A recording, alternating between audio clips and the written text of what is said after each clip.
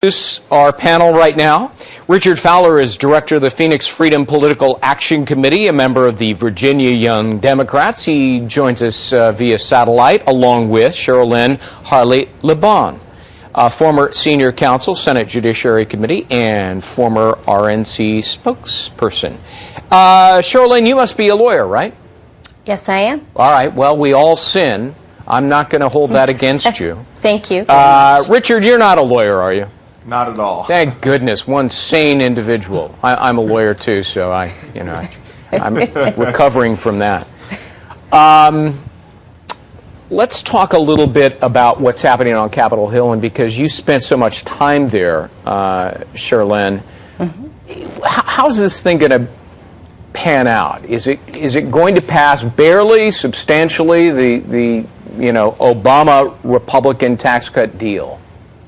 Oh, I definitely think it's going to pass. I don't know by what the margins will look like, but, honestly, I think for the president, and I'm not inside his head, but just in my opinion, I think that it passed, and he begrudgingly had to admit that all of the economic strategies thus far just have not worked. And it really took over 60 seats for them to lose in the House, as well as now we're up to 9.8 unemployment. I think it took these sort of two events happening to say, here are the facts that, tax cuts tax rates, I should say, are very important for economic growth, that penalizing businesses are definitely going to hurt investment and hiring, and that perhaps, tax cuts are more important than stimulus spending. So I think if you look at those three factors, you have to look at how we're going to get the economy growing and people back to work. And I think he probably had to kind of take a long, hard look at the facts and say, this is something I'm just going to have to agree to. Richard, what about that? I mean, it was almost a couple of years ago that the president pushed and Congress approved the some say $1 trillion fiscal stimulus bill. And he did it by saying that, look, if we pass this, it will prevent the unemployment rate from rising above 8%. And, of course, right now, just went up last week to 9.8%. It'll probably exceed. I talked to two economists yesterday who said it's going to go over 10%. Is this tax deal an implicit admission by President Obama that the Keynesian economic model of big government fiscal stimulus isn't working, and that, in fact, tax cuts may work? Not at all. I think what we saw in the stimulus package was we saw the biggest middle-class tax cut in American history.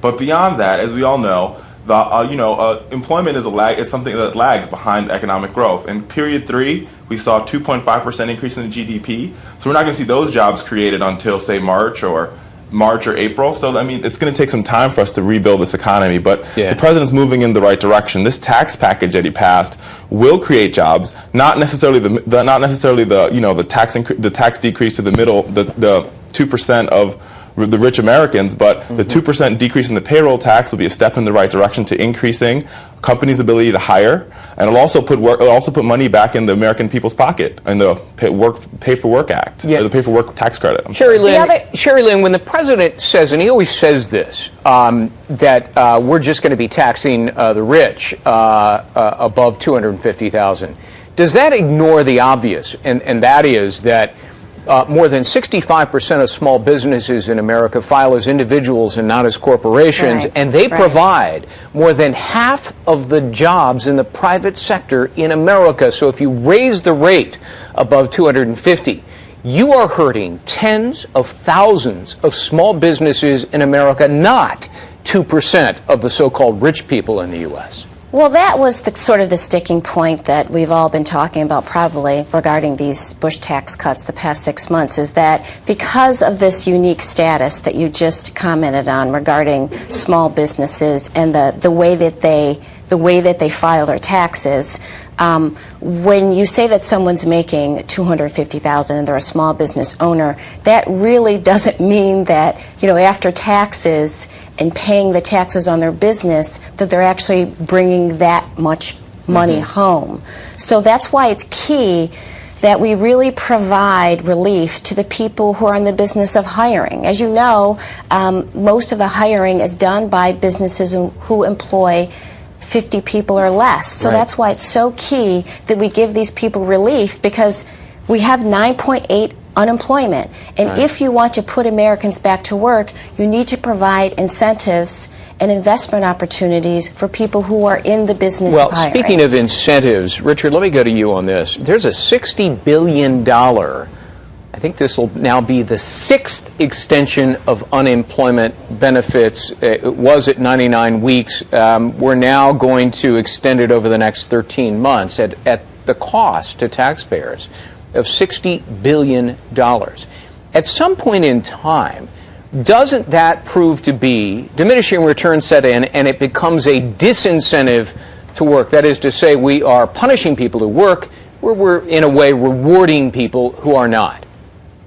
Not at all. I think, look, at the end of the day, the American people are hurting. Unemployment is a big problem in this country. My colleague just talked about that, and that's why we need these unemployment benefits. It's not that these folks aren't looking for jobs. I received an email.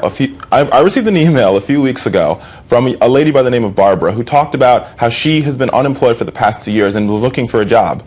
Barbara happens to be older in age, so it's harder for employers to hire her, knowing that she's going to go into retirement a lot quicker. She's working for the same company 15 years before she was laid off. Unemployment benefits are for people like Barbara, to make it easier for her, to make it easier for her to keep looking, to stay in the job market, and on top of that, providing her, the Christmas that her family deserves. And that is why, really, we need to focus on those strategies, the investment and tax rate strategies for the companies, so that, when these people eventually come off unemployment, or actually, let me rephrase that, when their benefits run out, we have the jobs there so that they can be employed. Wait a minute. Let me get back to the $60 billion price tag here, because that's a lot of money, and the taxpayers are going to have to absorb a lot of that. But the other part of it is that employers also have seen their unemployment insurance demands increase by up to 600%. Richard, remember that they have to pay 6.2% of the first $7,000 of income on insurance benefits. And we have done several stories about small businesses that have said, I can't hire anybody because I got to pay for the unemployment insurance. Exactly. It really is, I think. And and I'm not saying, I really feel mixed on the whole, the discussions about, we have to pay for unemployment compensation benefits. We have to. But we also need to, it's chicken and egg, I think. We also have to make sure that we are providing those businesses with the necessary incentives so that they will create jobs. Because we all want people not to have to continue to get unemployment and benefits. Isn't extending yet another 13 months of unemployment benefits hurting small businesses? Not at all. I find it very absurd that we have this argument about the deficit when it comes to helping those that don't have jobs, but we don't seem to argue about the deficit when it's giving tax cuts to millionaires and billionaires. These are the American people. These are the American people we've built. The country is built on the backs of working Americans, and they're hurting right now. Don't the millionaires and billionaires provide a lot of the private sector jobs in America? So, in other words, wealth and the increased wealth creates added revenue. I agree. I agree with you. I agree with you completely. But at the same time, these folks, if a 2% increase in their taxes will not be a huge of a difference, as in somebody who makes $30,000 a year who now doesn't have a job in this Christmas season. What about a small business that has a very narrow profit margin?